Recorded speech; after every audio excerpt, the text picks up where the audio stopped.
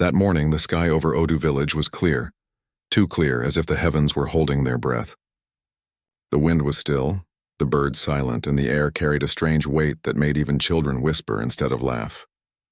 No one knew that before sunset a woman's cries would echo through the compound, followed by the angry hum of thousands of bees. They came without warning, a dark cloud rising from the forest, spinning above the rooftops like a living storm. The villagers ran for cover, screaming, praying, calling on the gods for mercy, but the bees did not scatter. They did not sting at random. They came for one person, a woman who had done something unspeakable. When the swarm found her, it did not attack.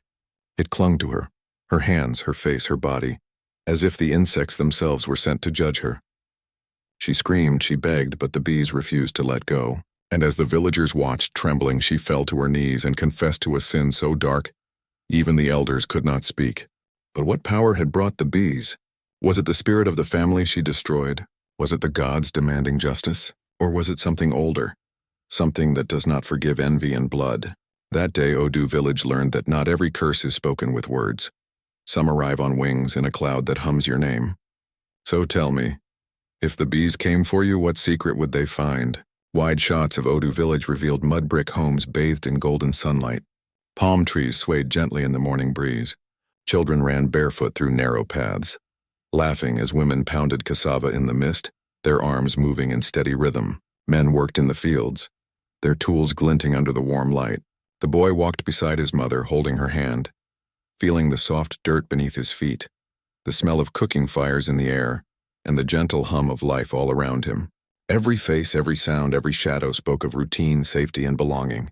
Yet somewhere deep inside, a faint unease stirred, echoing the mysterious warning he could not forget. Inside the family home, the day moved with energy and anticipation. His father polished the car outside, sunlight glinting off its surface, while his mother packed baskets filled with food for the journey.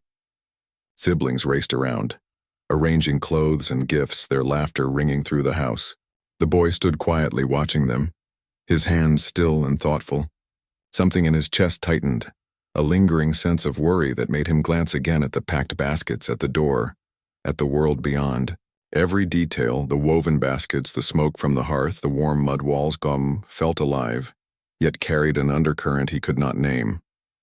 That night, when the house had settled into soft whispers and the moonlight streamed through the window, he knelt alone in his room. Shadows stretched across the walls like dark fingers dancing with the flickering candlelight.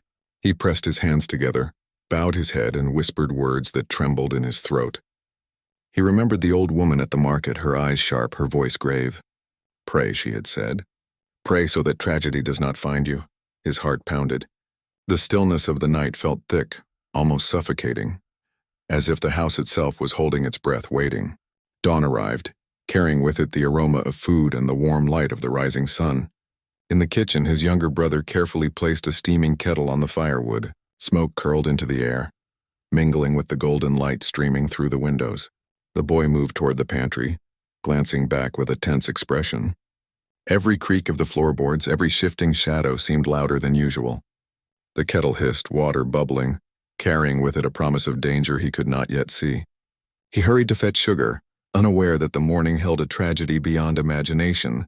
He returned with the sugar, only to find silence where laughter had been. The room was still, unnervingly quiet. His father slumped in his chair, eyes wide and lifeless. His mother lay to the side, foam spilling from her mouth. His siblings were sprawled across the floor, twisted in agony, their faces pale. The sugar fell from his hands, spilling onto the dirt floor as shock rooted him in place. Dust floated in shafts of sunlight, and the familiar warmth of home had been replaced with the chilling presence of death.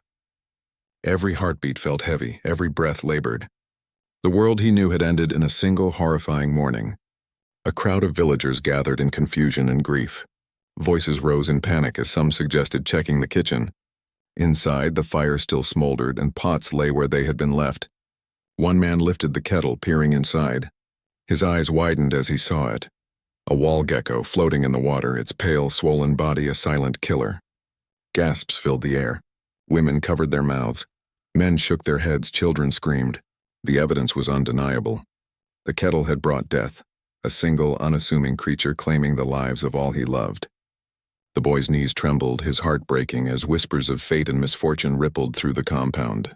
Days passed in mourning, yet the village felt heavy with more than grief.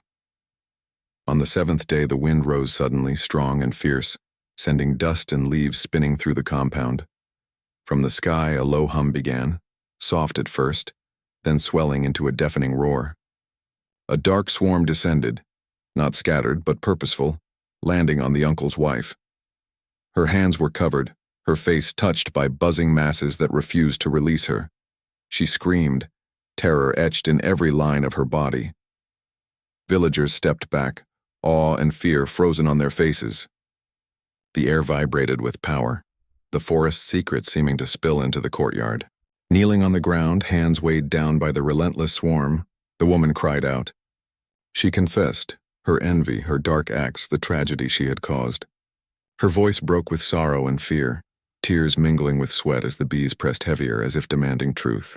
Around her, villagers listened in horror and disbelief, their faces pale, their breath shallow. The mystical energy of the swarm seemed to hang in the air, pressing the words into the hearts of everyone present. Justice had come not by blade nor by law, but on wings, in buzzing wings that would not release until the truth was told. The boy found himself at the riverbank, the sun sinking behind palm trees. Alone he knelt, hands on his knees, tears glistening on his cheeks as he whispered prayers. The water reflected the fiery sky, rippling gently under a soft, mystical glow. Each wave seemed to carry his sorrow, each shimmer a memory of those lost. Silence surrounded him, yet it was alive with presence, the village, the bees, the unseen spirits. He closed his eyes, letting the weight of grief and reflection settle, knowing that some truths could never be forgotten. Life returned slowly to Odu village. At dawn, women cooked over firewood, children laughed and ran along paths, and men returned to the fields. The boy walked among them, quiet but determined, observing the rhythm of life continuing despite tragedy. Sunlight painted soft golden hues across the village, mist rising from the fields. Though peace had returned outwardly, the memory of sorrow lingered. Every glance reminded him of lessons learned, of justice unseen yet undeniable, of power beyond human hands. Night fell, and the boy knelt beneath the ancient baobab tree. Faint symbols glowed in the bark, their shapes shifting as if alive, whispering secrets of the past. Shadows of the village houses stretched into the darkness, quiet, respectful. His expression was solemn, candlelight illuminating his face, highlighting both reverence and caution. The mystical energy that lingered seemed to warn him, and all who would come after, that envy, greed, and unseen forces were never without consequence. And in the still night he wondered, if the lessons of the past are ignored, which wings will hum your name?